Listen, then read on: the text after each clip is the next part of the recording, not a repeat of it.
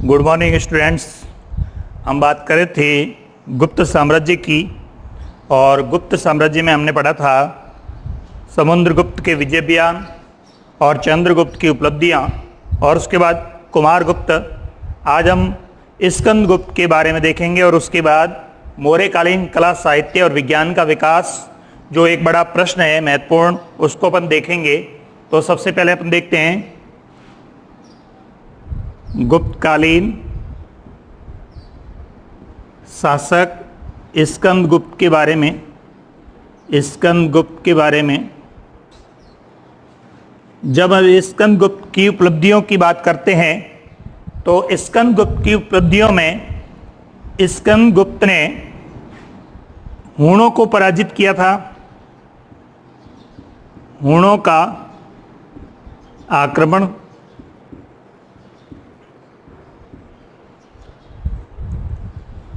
स्कंदगुप्त की जानकारी जूनागढ़ प्रसिद्धि से मिलती है। हूणों के आक्रमण का उल्लेख भी मिलता है। भारत के उत्तर पश्चिमी क्षेत्र में हूण एक बर्बर जाति थी, और इस हूण जाति का जो नेता था खुसनेवाज नाम का शासक था हूणों का, और हूणों ने बर्बर तरीके से पश्चिमोत्तर क्षेत्र में आक्रमण किया था।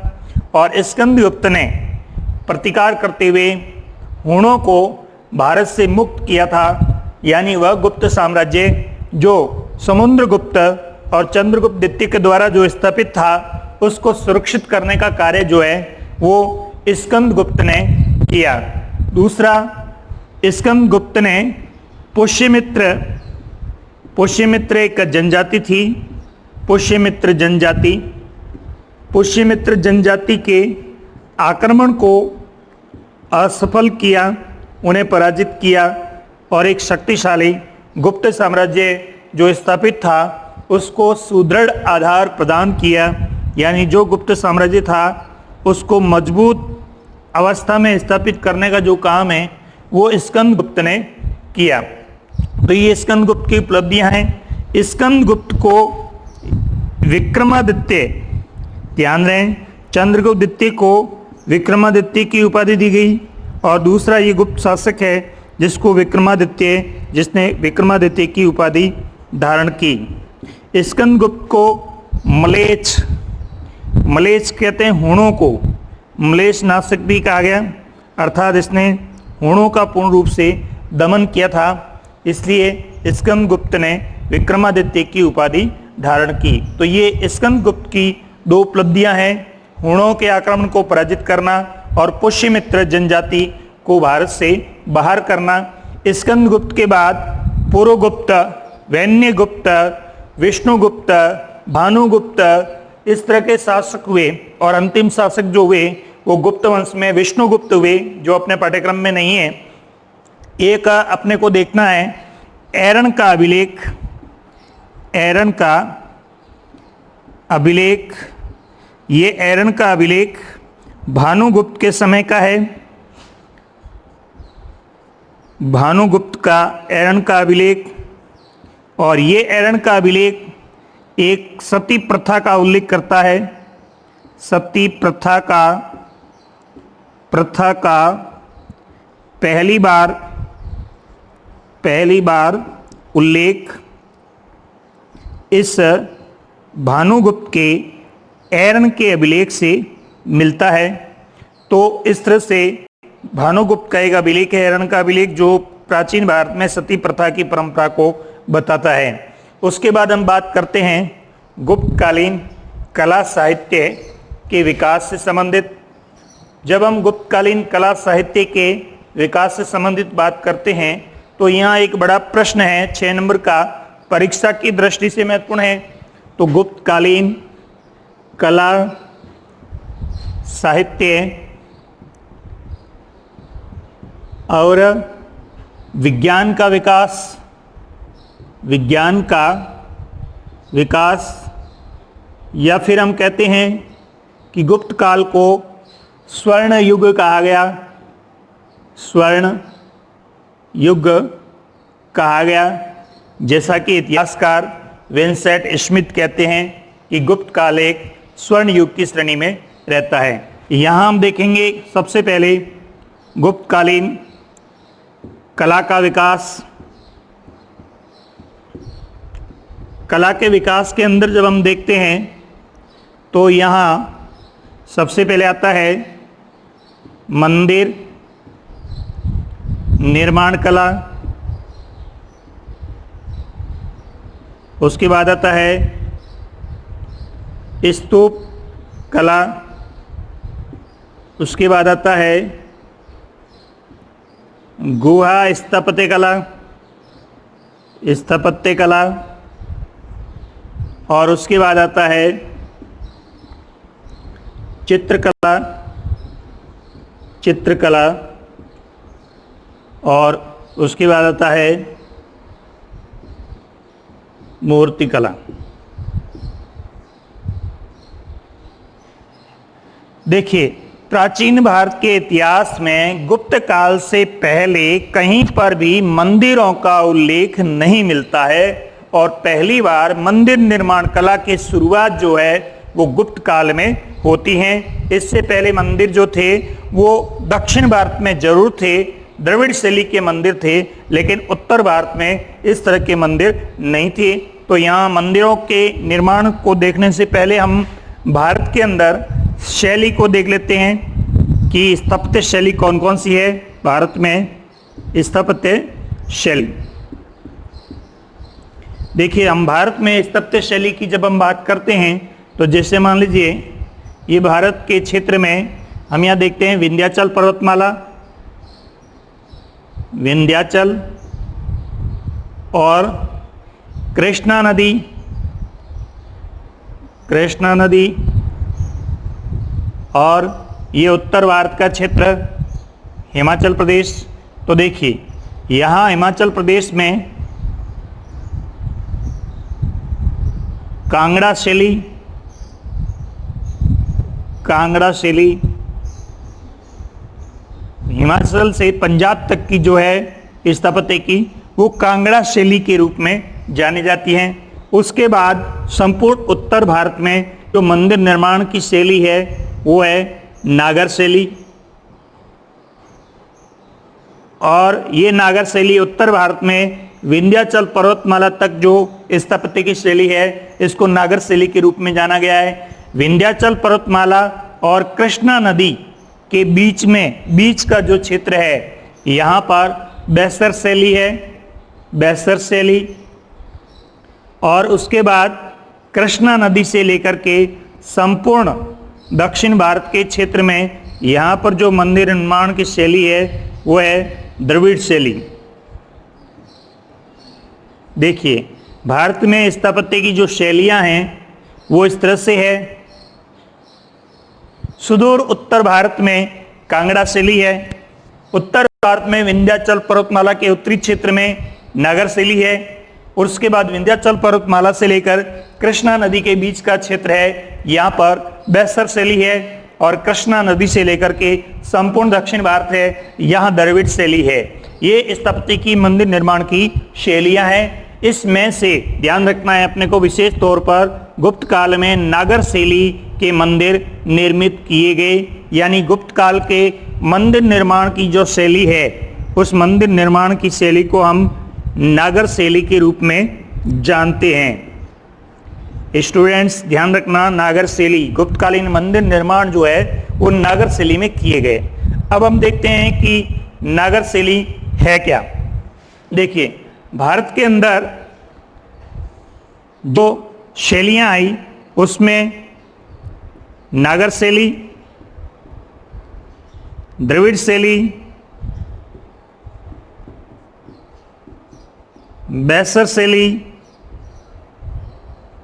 बैसर शैली और कुषाण जब हिंदुस्तान में आए तो यहाँ पर गांधार शैली, जिसे हम होलिस्टिक शैली के रूप में जानते हैं, जो यूनान की शैली है, हेलेनिस्टिक शैली के रूप में जानते हैं यूनान की शैली, वो शैली हमारे यहाँ पर आ गई। और नवीन जो शैली का निर्माण हुआ उसे गांधार शैली के रूप में जाना गया। इसके अलावा और कई उप शैलियाँ भी है, जैसे मथुरा शैली और अमरावती शैली, गुंटूर आंध्र प्रदेश, अमरावती शैली। तो ये भारत में स्थापत्य की जो शैलियाँ हैं उसमें से जो गुप्त काल की प्रमुख शैली है इसको अपन नागर शैली के रूप में जानते हैं। अभी हम यह देखते हैं कि नागर शैली की विशेषता क्या क्या है। मंदिर निर्माण की जो नागर शैली है उसकी विशेषताएं क्या क्या है। विशेषताएं, जब हम नागर शैली की विशेषताएं देखते हैं तो सबसे पहले नागर शैली के जो स्थापत्य है उसमें लाल बलुआ पत्थर का प्रयोग किया गया है। जो नागर शैली का स्थापत्य है उसके अंदर नागर शैली में लाल बलुआ पत्थर का प्रयोग किया गया है। गांधार शैली में धूसर पत्थर का प्रयोग किया गया है। धूसर मटमेला पत्थर है वो गांधार शैली में है और लाल बलुआ पत्थर है वो यहाँ पर नागर शैली में है। नंबर 2, नागर शैली में जो भी स्थापत्य बना हुआ है उसमें शालीनता है, रूढ़िवादिता नहीं है। जबकि गांधार शैली में रूढ़िवादिता देखने को मिलती है, यहाँ शालीनता है। नंबर 3, यहाँ की शैली में आध्यात्मिकता, देखिए आध्यात्मिकता, भाव व्यंजना, उसके बाद भारतीयकरण,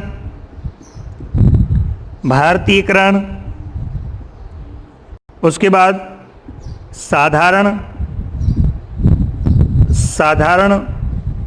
वस्त्रों का प्रयोग,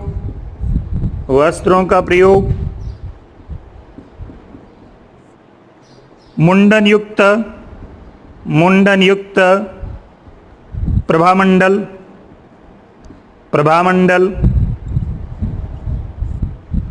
मूछें रहित मूर्तियां या इस कला का प्रयोग किया गया।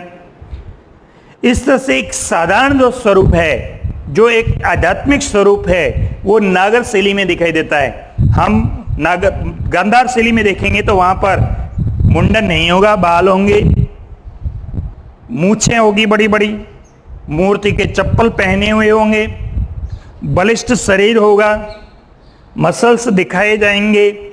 जबकि यहाँ हम देखते हैं शरीर वस्त्रों से ढका हुआ है, साधारण वस्त्र पहने हुए हैं, मुंडन युक्त है, बाल नहीं है, जो फैस है उस पर प्रभामंडल है, मूछें है नहीं मूर्तियों के, योगासन मुद्रा में है, शालीनता है, आध्यात्मिकता है, भाव व्यंजना है। जैसे हम कहें कि इस्माइल बुद्धा की मूर्ति जो है, इस तरह की मूर्तियां हैं वो भाव व्यंजना को दर्शाती है।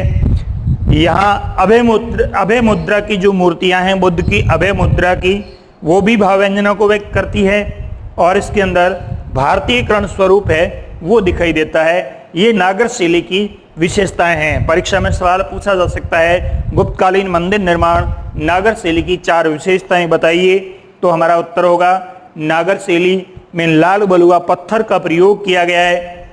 नागर शैली में मूर्तियों में, चित्रों में, मंदिर स्थापत्य में शालीनता को दिखाया गया है। पूर्ण रूप से आध्यात्मिकता का प्रयोग किया गया है। मूर्तियों में भाव व्यंजना दिखाई देती है। मूर्तियों का स्वरूप है वो भारतीयकरण की दृष्टि से दिखाई देता है। साधारण वस्त्रों का प्रयोग किया गया है। मुंडन युक्त मूर्तियां हैं, प्रभामंडल युक्त मूर्तियां हैं, मूछें रहित मूर्तियां हैं। तो इस तरह की ये नागर शैली की विशेषताएं हैं। अब हम बात करते हैं कि गुप्त काल में नागर शैली के जो मंदिर बने गए, मंदिर निर्मित किए गए, वो किस तरह के स्वरूप में थे। तो यहाँ हम देखेंगे मंदिर का स्वरूप, जिसे हम एक नाम देते हैं पंचायतन शैली। पंचायतन शैली 5 आयाम जो है इसके है, इसको अपन पंचायतन शैली के नाम से जानते हैं। देखिए सबसे पहले यहाँ एक चबूतरा होगा, चबूतरा जिसे हम आधार पीठिका कहते हैं। आधार पीठिका। इसके यहाँ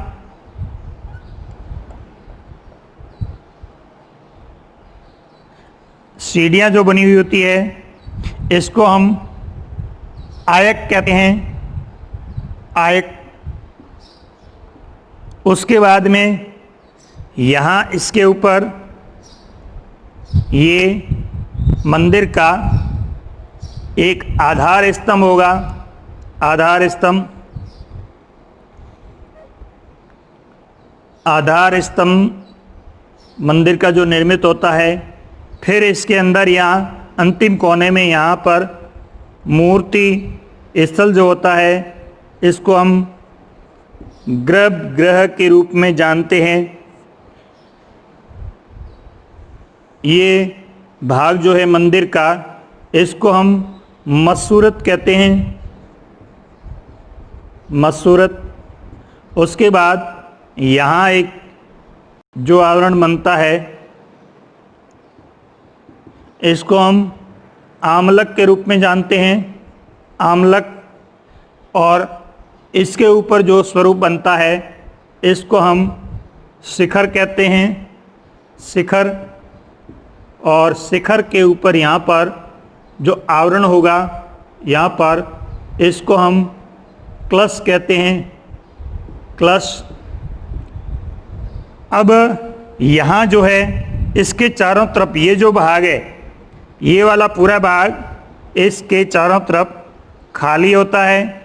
इसको हम प्रदक्षिणा पथ कहते हैं, प्रदक्षिणा पथ के रूप में जानते हैं।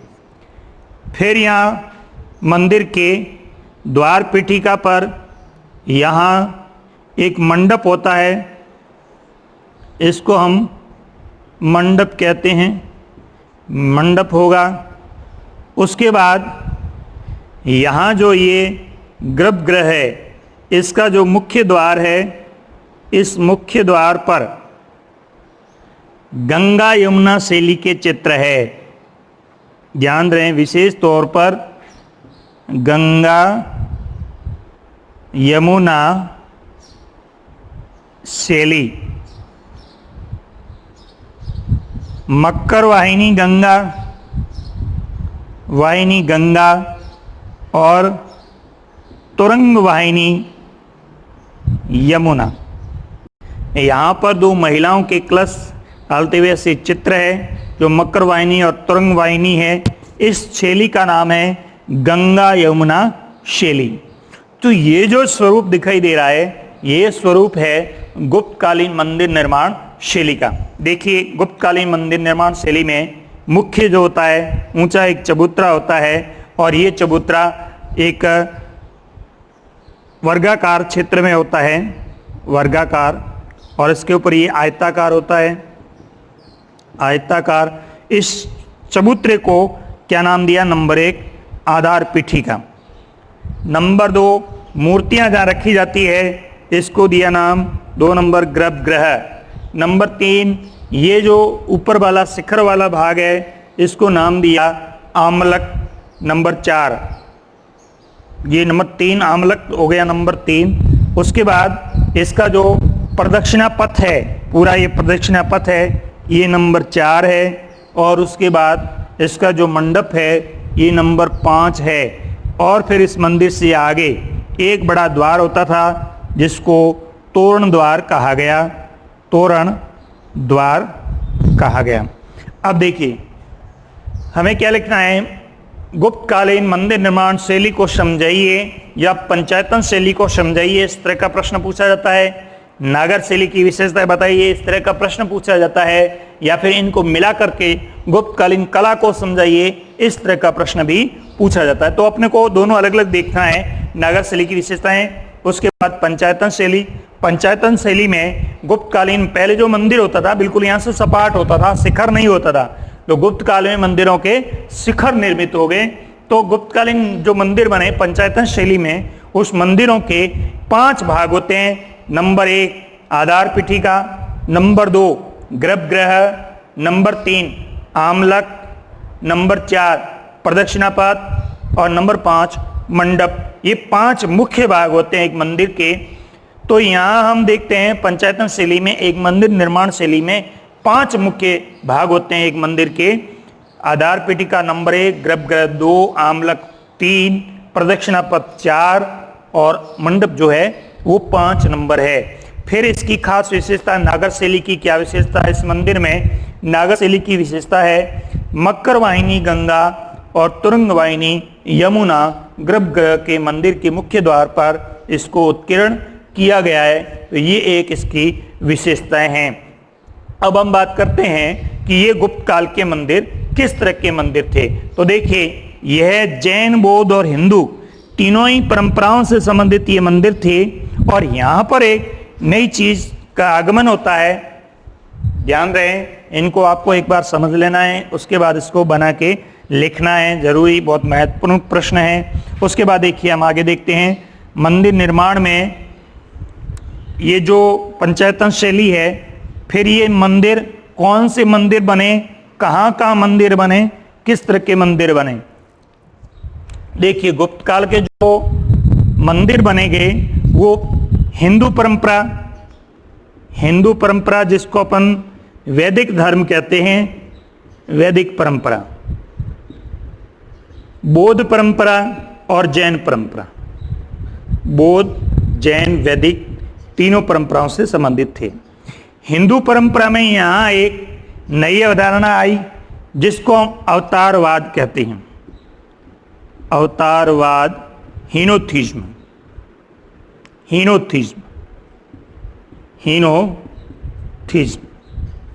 अवतारवाद के अंदर यहां देखा गया कि विष्णु के जो अवतार है वो 10 अवतार माने गए। दशावतार की अवधारणा, और ये दशावतार की अवधारणा है वो विष्णु के अवतार की अवधारणा है। विष्णु के अवतार। दूसरा, यहां पर त्रिदेव की अवधारणा आ गई।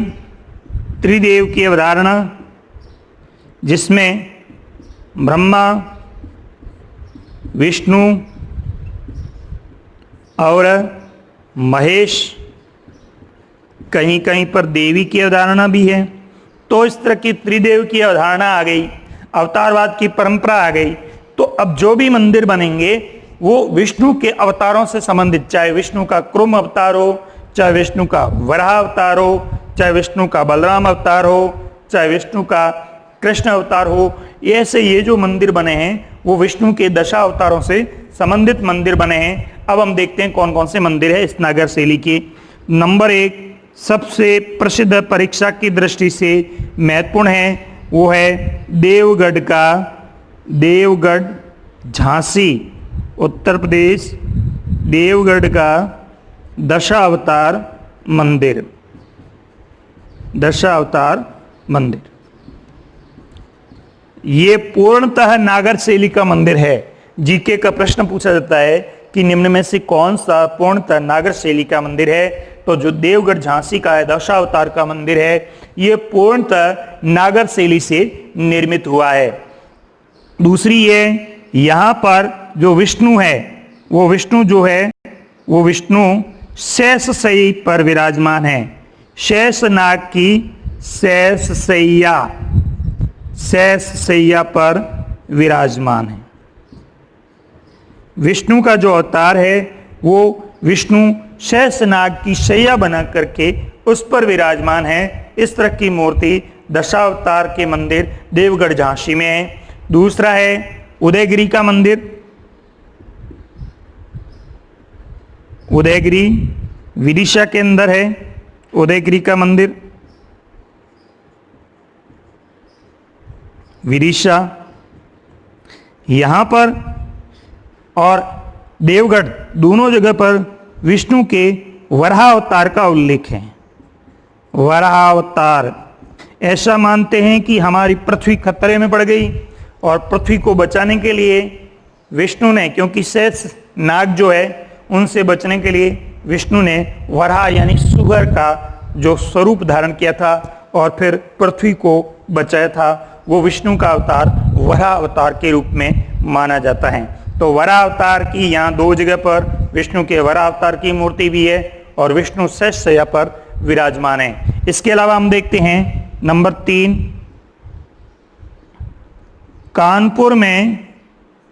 कानपुर का शिव मंदिर, ध्यान रहे ये ईंटों का मंदिर है, ईंटों का मंदिर। बाकी जगह जो मंदिर है वो पत्थर के प्रयोग किए गए, लेकिन यहाँ एक मंदिर है ईंटों का मंदिर है। नंबर 4 एक और है सिरपुर एमपी का लक्ष्मण मंदिर। ये सिरपुर एमपी का जो लक्ष्मण मंदिर है ये भी ईंटों का मंदिर है, ईंटों का मंदिर है। तो ये है तो नागरशैली के मंदिर, लेकिन ये दोनों मंदिर ऐसे हैं जो ईंटों के मंदिर है। उसके बाद नंबर 5 पे हम देखते हैं भूमरा का मंदिर। ये भी मध्य प्रदेश के अंदर ही है, भूमरा का मंदिर।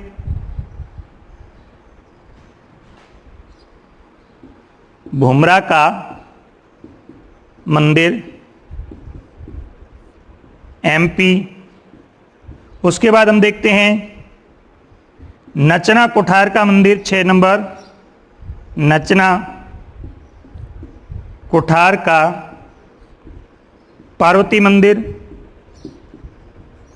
मंदिर, ये भी एमपी में ही है, एमपी। तो ध्यान रहे जब हम देखते हैं गुप्तकालीन मंदिर निर्माण शैली को, तो सबसे प्रमुख आता है देवगढ़ दशावतार का मंदिर, झांसी उत्तर प्रदेश में शेष शैया पर विष्णु विराजमान है, वराह अवतार की मूर्ति विष्णु की है। उसके बाद विदिशा के अंदर उदयगिरी मंदिर, जो यहाँ पर भी विष्णु के वराह अवतार का उल्लेख है। कानपुर का शिव मंदिर जो ईंटों का मंदिर है, ये भी एक नागर शैली का प्रसिद्ध मंदिर है।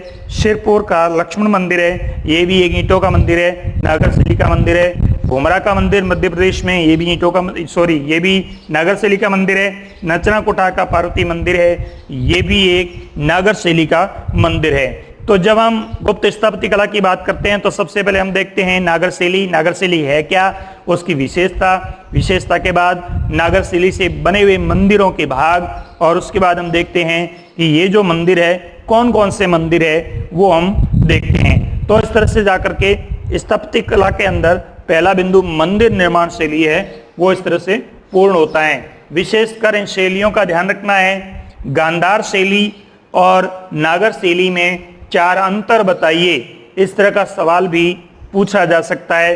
तो मैंने बता दिया, गांधार शैली जो हेलेनिस्टिक शैली है, यूनान एथेंस की शैली है, जबकि नागर शैली पूर्णतः भारतीय शैली है। गांधार शैली में आधुनिकता का स्वरूप है, भोग विलास का स्वरूप है, जबकि यहाँ जो हमारी नागर शैली है उसमें आध्यात्मिकता है। गांधार शैली में सजे हुए वस्त्र पहने हुए हैं, लंबे लंबे अयाल यानी बाल है, जबकि यहाँ बाल रहित, मूछें रहित और साधारण वस्त्रों में आध्यात्मिकता या भारतीयकरण के स्वरूप में मूर्तियां हैं। तो इस तरह का अंतर पूछा जाता है, वो हमें ध्यान रखना है। उसके बाद हम देखते हैं दूसरा बिंदु है स्तूप कला। देखिए स्तूप कला की जब हम बात करते हैं तो हमारे यहाँ सारनाथ के अंदर सारनाथ का धमेक स्तूप, ध्यान रहे सारनाथ का धमेक स्तूप ये निर्मित करवाया सम्राट अशोक ने इसे निर्मित करवाया। फिर इसका जो निर्माण भाग है, निर्माण का जो स्वरूप है वो कुषाणों ने आगे बढ़ाया, कुषाणों ने। फिर इसको अंतिम स्वरूप दिया, अंतिम स्वरूप कुमार देवी ने दिया। कुमार देवी ने इसका अंतिम स्वरूप दिया, यानी गुप्त काल के अंदर इस धमेक स्तूप का जो अंतिम स्वरूप है वो निर्मित हुआ। ये पूर्णतः बौद्ध कला से संबंधित है। यहाँ पर अभय मुद्रा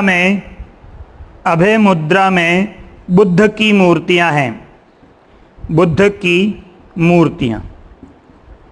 ये ईंटों से निर्मित था, लेकिन गुप्त काल में इसका जो बाहरी स्वरूप है वो पत्थर का स्वरूप जो है वो दिया गया। इसके अलावा हम देखते हैं कि गांधार शैली के भी कुछ स्तूप बने गए। गांधार शैली के स्तूप जैसे बहमियान का स्तूप, बहमियान का स्तूप अभी है नहीं, जो तोड़ दिया गया, नष्ट कर दिया गया, लेकिन बहमियान का स्तूप भी गांधार शैली का है, वो भी इस बौद्ध परंपरा से संबंधित है। उसके बाद हम देखते हैं आगे गुहा स्थापत्य यानी गुफा निर्माण शैली। गुप्त काल में गुफा निर्माण शैली की जब हम बात करते हैं तो यहाँ 3 प्रकार की गुफाओं का स्वरूप जो है वो दिखाई देता है। नंबर 1 है उदयगिरी की गुफाएं, उदयगिरी की गुफाएं, और नंबर 2 अजंता की गुफाएं, अजंता की गुफाएं, अजंता की गुफाएं, और नंबर 3 है बाघ की गुफाएं। देखिए कितना टाइम है। हाँ, तो उदयगिरी की गुफाएं वो हिंदू परंपरा से संबंधित है, हिंदू परंपरा से संबंधित है, यानी इस गुफा के अंदर जो चित्र शैली है, चित्र शैली वो हिंदू शैली है। अजंता के अंदर जो प्राचीन शैली है उसमें गुफा संख्या 16 और गुफा संख्या 17, कुल 29 गुफाएं हैं, उसमें से 16 और 17 है, ये दोनों बौद्ध धर्म से संबंधित है, बौद्ध परंपरा से संबंधित है। गुफा संख्या 16 में मरणासन राजकुमारी, मरणासन राजकुमारी का जो चित्र है, राजकुमारी का जो चित्र है वो प्रसिद्ध है। उसके बाद गुफा संख्या 17 में चित्रशाला है, चित्रशाला जुलूस निकाले हुए। उसके बाद बाघ की गुफाओं को हम देखते हैं तो बाघ की गुफाएं मिश्रित गुफाएं हैं, और ये जो मिश्रित गुफाएं हैं वो दैनिक बुद्ध के दैनिक जीवन से संबंधित गुफाएं हैं। तो इस तरह की गुफा निर्माण कला जो है वो गुप्तकालीन स्थापत्य कला में तीसरा महत्वपूर्ण भाग है। पहला है मंदिर निर्माण कला, दूसरा स्तूप कला, और तीसरा है गुहा स्थापत्य कला। चित्रकला की बात हम अगली क्लास में करेंगे। धन्यवाद।